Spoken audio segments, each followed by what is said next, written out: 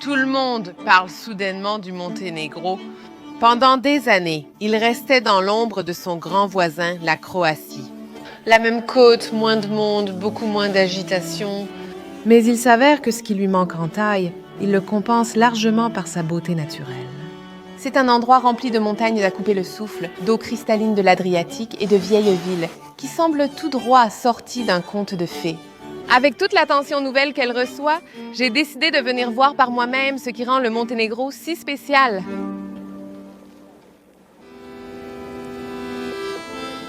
Ma première étape est la plus ancienne ville du Monténégro, Kutur, nichée au bout d'une baie sinueuse où des falaises semblables à des fjords s'élèvent de façon spectaculaire au-dessus de l'Adriatique. Fondée il y a environ 2000 ans par les Illyriens, son dédale de ruelles pavées, ses vieilles églises et ses places paisibles vous donnent l'impression d'avoir remonté le temps. C'est aussi un paradis pour les amoureux des chats. Kotor est la plus ancienne ville du Monténégro. Elle a donc plus de 2000 ans et elle est inscrite au patrimoine mondial de l'Organisation des Nations Unies pour l'éducation, la science et la culture. Et quand vous venez ici, vous pouvez vraiment comprendre pourquoi. De nombreux empires, dont les Illyriens, Romains, Vénitiens et Ottomans, ont dominé le Monténégro au fil des siècles. Ils ont donc vraiment laissé leur empreinte sur l'architecture. Vous pouvez le voir, des palais de la Renaissance aux tours baroques. La vieille ville s'est vraiment développée entre le XIIe et le XIVe siècle. C'est un vrai plaisir de se promener et d'admirer les détails complexes des portes et des églises orthodoxes ou catholiques. On a vraiment l'impression de remonter dans le temps. La vieille ville de Kotor est entourée d'anciens remparts construits dès le IXe siècle pour se défendre des envahisseurs. Ils sont remarquablement bien préservés. Vous pouvez parcourir la plupart des remparts aujourd'hui, bien que certains soient effondrés ou en ruine. Et vous avez aussi beaucoup de vues pittoresques d'ici sur le port, qui est magnifique, et bien sûr sur la vieille ville également. Lorsque les remparts ont été construits pour la première fois, ils étaient situés au bord de l'eau, mais avec le temps, ils ont été étendus jusqu'en haut de la colline derrière la vieille ville. Aujourd'hui, en levant les yeux, vous apercevez la forteresse Saint-Jean tout en haut et les remparts qui y mènent. Il y a plus de 1300 marches pour monter là-haut, donc je prévois de faire cette ascension plus tard aujourd'hui. Et je pense que la vue sur la baie de Kotor sera magnifique depuis là-haut.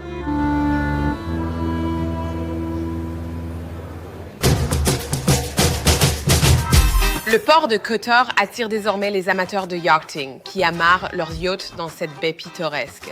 Je vais faire une excursion en bateau pour explorer la ville vénitienne voisine de Péraste et quelques-unes des îles uniques de la baie. Le Monténégro est certainement un peu moins formel que les autres pays européens, je dois dire, surtout en ce qui concerne la santé et la sécurité.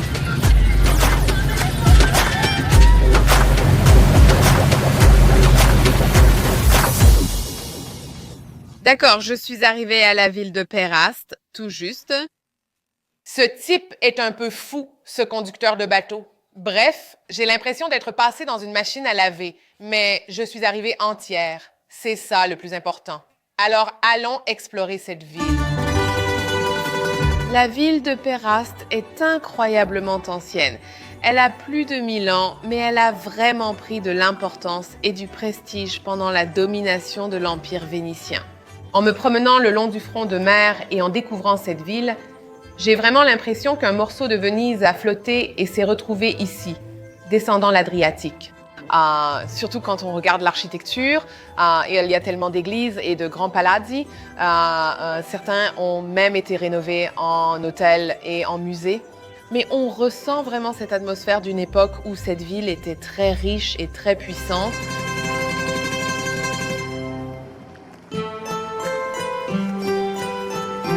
Nous arrivons donc à Notre-Dame-des-Rochers. C'est une île très célèbre juste au large de la promenade de la ville de Péraste et elle est vraiment magnifique. Elle est surtout caractérisée par le clocher bleu de l'église.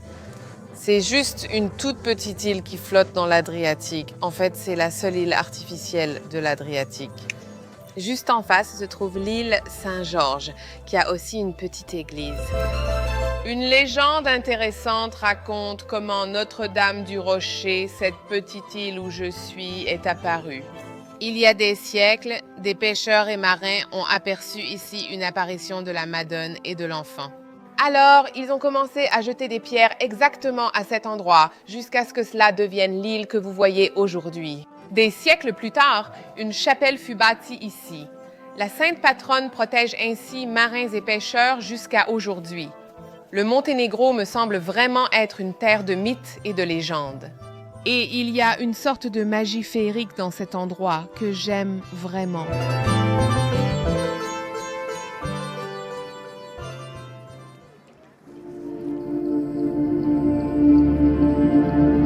La ville de Kotor a été protégée pendant des siècles des envahisseurs potentiels par ses imposants remparts. Aujourd'hui, il faut gravir 1350 marches en pierre pour atteindre le sommet de la forteresse. Mais l'effort est récompensé par une vue panoramique à couper le souffle sur la baie de Kotor et la vieille ville. Il ne reste vraiment plus que des ruines de la forteresse Saint-Jean et du château. Mais pour être honnête, le meilleur dans cette promenade, ce sont les vues, parce qu'on a vraiment des paysages incroyables d'ici. On peut voir toute la ville de Kotor, la vieille ville d'ici et les bâtiments. Et puis, bien sûr, il y a ces montagnes majestueuses qui plongent directement dans la mer. Donc, on passe littéralement à travers les ruines de cette forteresse en montant jusqu'au sommet. Donc, il faut se dire que tout cela s'est vraiment effondré petit à petit au fil des années.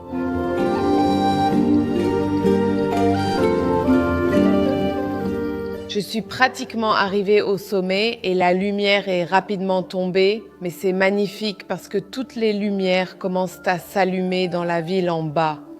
Waouh, c'est tellement pittoresque, ça me coupe le souffle. C'est vraiment un endroit très spécial. Là où montagnes et mers se rejoignent.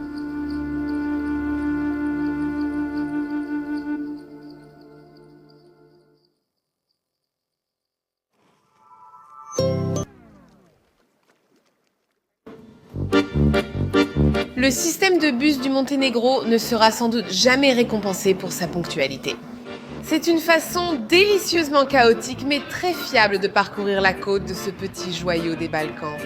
Il vaut mieux le considérer comme un moyen de transport avec une attitude méditerranéenne. Depuis Kotor, je continue plus loin sur la côte jusqu'à la Riviera de Budva, l'un des plus beaux tronçons du littoral adriatique du Monténégro. Cette partie du Monténégro a sans doute connu le plus de changements ces dernières années, avec des immeubles modernes transformant d'anciens villages de pêcheurs paisibles en villes animées. Ce lieu mêle charme d'antan et énergie moderne des vacances. Je viens d'arriver à Sveti Stefan, ma première étape. C'est une île qui s'avance dans la mer et elle est incroyablement célèbre et emblématique ici au Monténégro. D'ici, la vue est absolument magnifique, très unique, et il y a 2 plages de chaque côté avec la plus belle eau turquoise. Waouh, c'est vraiment le paradis ici, la brise marine, l'eau scintillante de l'Adriatique. Je ne pense pas qu'on puisse trouver un endroit plus beau que celui-ci. Je dirais que cet endroit en particulier est un peu la version monténégrine de l'Adriatique de Portofino en Italie. À la fin des années 60, cet endroit est devenu très populaire auprès des riches et des célébrités. Donc, des personnes fortunées venaient ici en vacances, ainsi que la royauté européenne, et il a commencé à se développer avec des hôtels et des villas de luxe. Donc, c'est une zone assez exclusive. C'est dommage que l'on ne puisse pas vraiment entrer sur l'île de Sveti Stefan, mais c'est évidemment très luxueux et exclusif. Et en fait, Novak Djokovic, le joueur de tennis, s'est marié sur cette île. Je l'ai appris aujourd'hui. Mais c'est intéressant parce que c'est 2 plages de chaque côté. Peut-être qu'il y a quelques années, il ne m'aurait pas été possible de venir ici et d'en profiter autant parce qu'il y avait le complexe de luxe qui avait les droits pour avoir des clubs de plage privés sur ces plages. Donc il fallait en gros payer beaucoup d'argent. Mais je crois qu'il y a eu récemment des manifestations des habitants parce qu'évidemment, ils veulent profiter de leur plage. Donc, pour l'instant, mais il y a une sorte de bataille juridique en cours et c'est ouvert au public. Mais ça montre un peu les tensions qu'il peut y avoir entre l'équilibre du tourisme et la qualité de vie des habitants. Donc, je me suis dirigée vers la deuxième plage de Sveti Stefan et juste en haut de ce petit sentier bordé de pins. Et d'ici, on a une vue magnifique sur l'île. Je suis en train de suivre ce très joli sentier côtier parce que apparemment il y a quelques criques un peu plus loin que j'aimerais découvrir.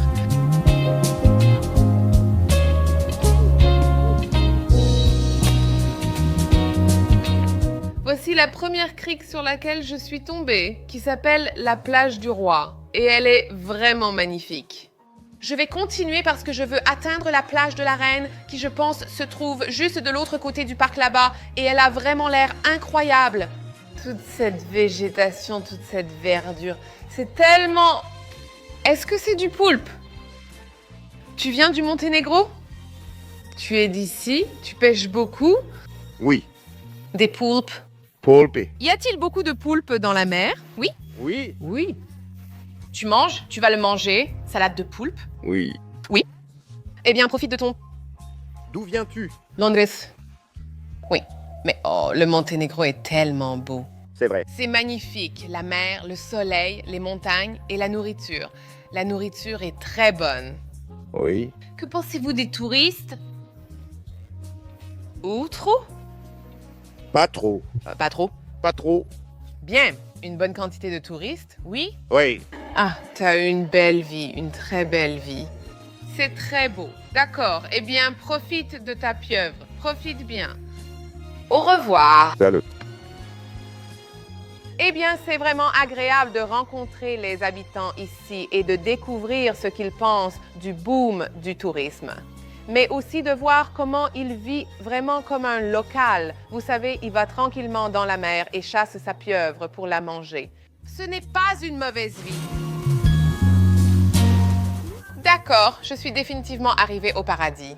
Voici la crique de la Reine et d'ici, c'est à couper le souffle. Honnêtement, l'eau est d'un vert émeraude profond et bordé de pins. Alors, la première chose que je vais faire, c'est entrer dans l'eau parce qu'elle est tout simplement irrésistible.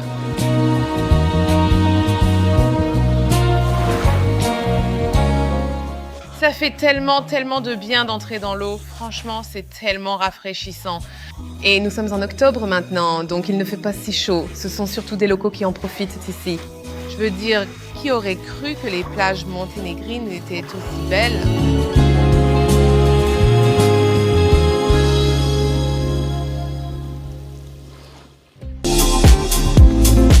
Donc, voici la Riviera de Buda. Toute cette région est assez riche et aisée, donc il y a beaucoup de nouveaux projets en cours, beaucoup d'appartements et d'hôtels. Et voici la zone du port, donc beaucoup de yachts et de bateaux. C'est très moderne, l'ambiance est vraiment différente de l'endroit où j'étais juste avant. C'est tout près, à seulement 20 minutes de Sveti Stefan. Il y a une vieille ville tout au bout, vers laquelle je me dirige en ce moment. Je peux la voir d'ici, on peut voir le clocher de l'église. Le paysage que l'on a ici depuis la Riviera des montagnes est vraiment spectaculaire. C'est une vieille ville très pittoresque et elle est fortifiée, donc on peut encore voir les remparts autour. Oui, je crois qu'elle a beaucoup été développée pendant la période vénitienne, mais elle est incroyablement pittoresque et mignonne. Vous avez toutes les maisons en pierre d'origine, donc vous avez l'architecture authentique. C'est vraiment agréable. Il y a un vrai contraste entre la partie moderne de Budva avec tous les nouveaux hôtels et appartements, et puis cette zone authentique qui garde encore une atmosphère de cette vie ancienne au Monténégro.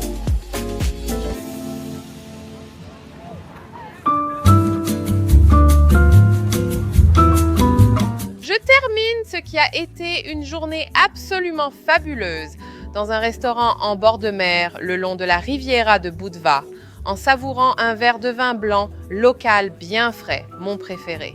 Il y a vraiment une très belle ambiance ce soir, c'est très détendu et on sent vraiment que les gens profitent de ce qui est vraiment la fin de l'été, je dirais.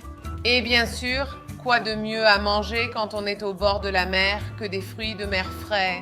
Alors j'ai commandé les moules locales et elles sont servies dans une sauce rouge vraiment délicieuse avec des tomates, de l'ail et des oignons. Ça sent incroyablement bon. Et un risotto aux fruits de mer. Donc il y a des crevettes, du calamar, du poulpe, des moules.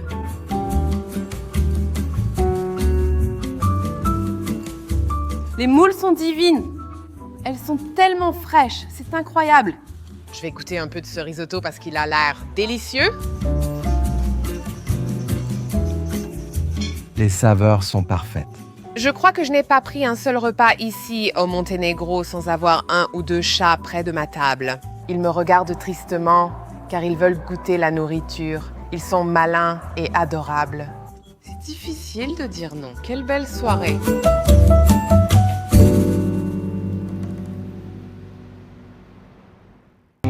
Depuis Kotor, une route étroite serpente au-dessus de la mer, grimpant à travers les nuages et pénétrant dans le cœur historique du Monténégro. Aujourd'hui, je pars explorer l'arrière-pays avec Alexandre, originaire du Monténégro. Autrefois, ce n'était guère plus qu'un sentier escarpé pour les ânes. Cette ancienne route était la bouée de sauvetage du royaume de la montagne vers l'Adriatique. Nous sommes à environ 800 mètres au-dessus de la mer. Donc, vous avez tout ça. Eh bien, on a vraiment l'impression d'avoir tout le Monténégro juste devant soi, pour être honnête. Et on peut vraiment voir les montagnes. On voit bien l'unicité du paysage ici et la façon dont les montagnes semblent littéralement plongées dans la mer. C'est vraiment quelque chose d'unique.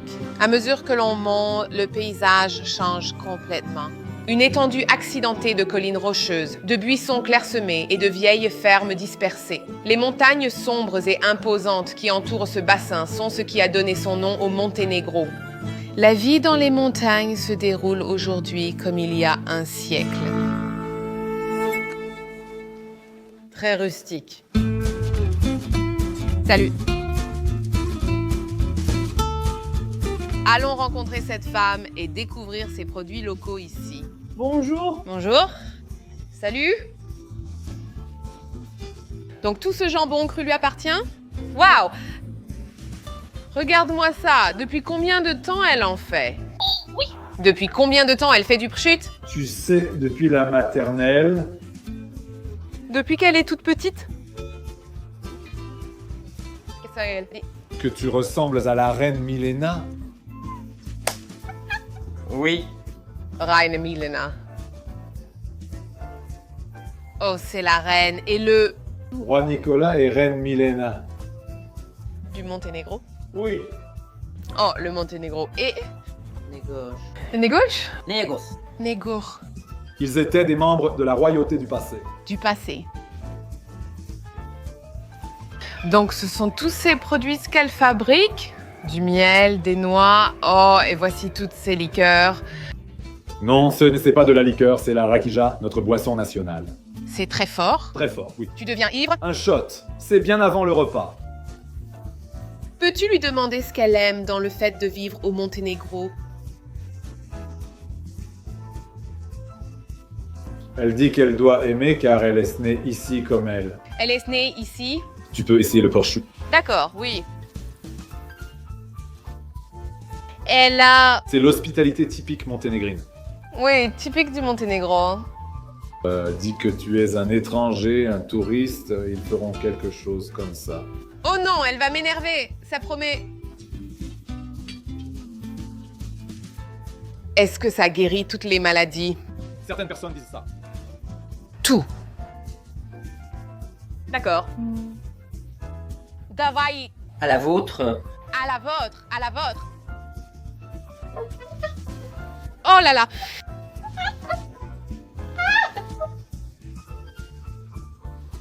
Plus de coronavirus, dit-elle. C'est positif. Je suis une grand-mère, vous savez, je suis positive. C'est très fort. Une mamie très positive du Monténégro. Quels sont ses plus grands souvenirs de son séjour au Monténégro?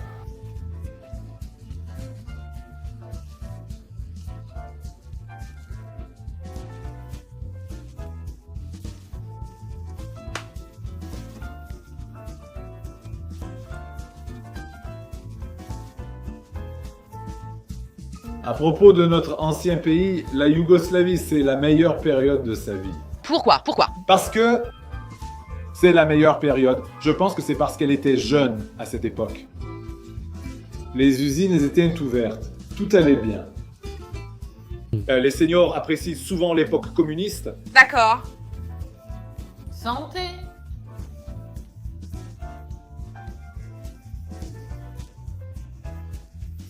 C'est très fort, fort. Waouh, c'est une femme forte.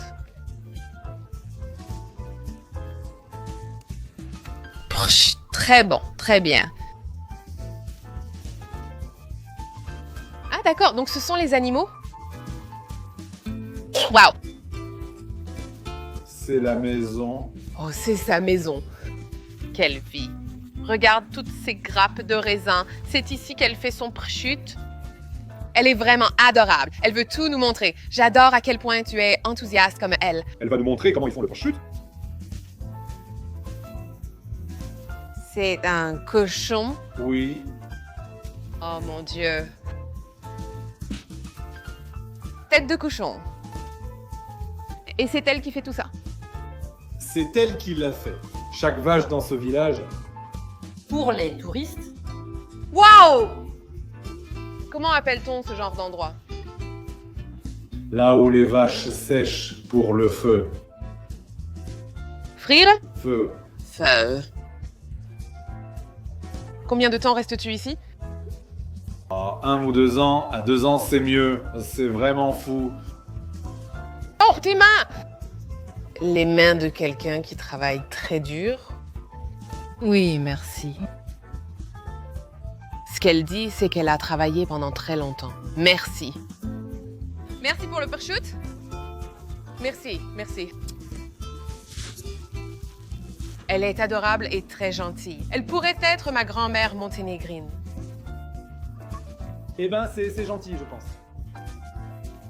Mamie, bienvenue dans mon cœur. D'accord. Oui. C'est ce qui est vraiment agréable quand on quitte les zones touristiques et qu'on vient vraiment voir comment vivent les Monténégrins locaux. C'est tellement pittoresque ici. Avoir ses propres animaux, cultiver ses propres raisins chez soi, faire son propre vin, son prosciutto et son fromage. Oh là là, c'est vraiment incroyable.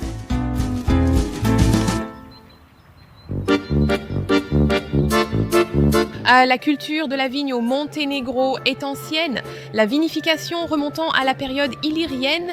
Beaucoup de familles perpétuent la tradition de la vinification dans leur vie. De petits vignobles et caves familiales entourent le lac Skadar. C'est une exploitation familiale, une cave familiale. C'est une affaire de famille. Bonjour. Bonjour, ici Maître Borgia. Monsieur Borgia. Bonjour. Bonjour. Dobro jutro signifie bonjour, c'est Dobardan. Dobardan, bon après-midi. Oh d'accord, c'est le vin rouge. Vin. Oh, rakia. Non, c'est distillatio. Fait avec des raisins rouges. Oui, il distille la rakia à partir des raisins rouges. Il la chauffe, puis que se passe-t-il? La température bout ici, ça passe par là. Et d'ici sort la rakia. Et voici la rakia. Oh, et voici la rakia. Un peu comme... Waouh, incroyable. Tellement à l'ancienne. La façon dont ils le font, c'est juste fantastique à voir. C'est sympa, pense-t-elle. Oh là là, superbe. Tout ce vin rouge est en fermentation. C'est le vin rouge? Comment s'appelle-t-il le nom du cépage? Il s'appelle... Aimes-tu travailler avec ta famille?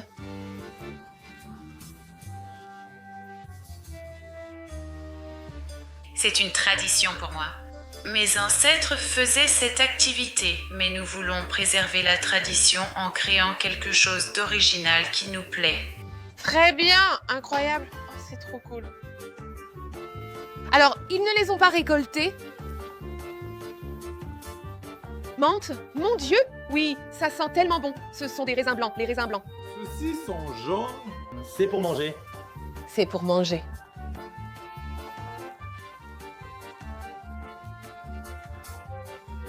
Ils cultivent des légumes, des tomates et des grenades. Qu'est-ce que c'est? Coing. Oh, coing. La rakia au coin est délicieuse. Intéressant. On dirait une poire géante. Mon arrière-grand-père. Arrière-grand-père. Ses diplômes de 1951, 70 ans. 70 ans de fabrication de vin. Regarde ça. Oh là là. C'est incroyable. C'est vraiment impressionnant. Il produit beaucoup de choses. Liqueurs, eau de vie. Miel. D'accord. Confiture de miel. Citrouille, gelée, quing. Beaucoup de liqueurs et d'huile. Incroyable. Donc nous avons du fromage. Des fromages locaux. Ceci vient de son jardin. De son jardin. Ceci est un paprika, ça c'est bien sûr du prosciutto, un autre à base de bœuf, et ça c'est bien sûr un peu de sohani. Waouh, tout est local. Oui, oui, oui. Waouh, je vais goûter un peu de ce rouge vieilli en fût de chêne. C'est sûrement le plus corsé. D'accord.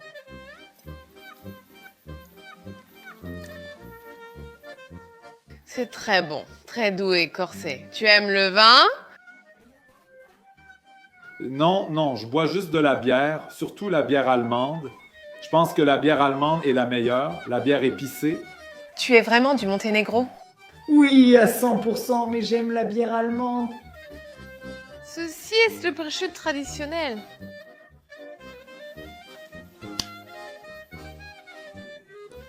Délicieux. Voilà, merci beaucoup. Très heureuse de vous rencontrer. Très, très intéressant. Très intéressant. Merci.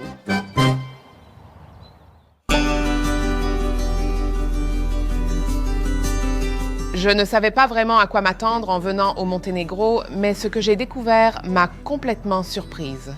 Pour un si petit pays, il regorge d'une beauté naturelle incroyable, des montagnes spectaculaires à un littoral qui rivalise avec n'importe quel endroit de la Méditerranée.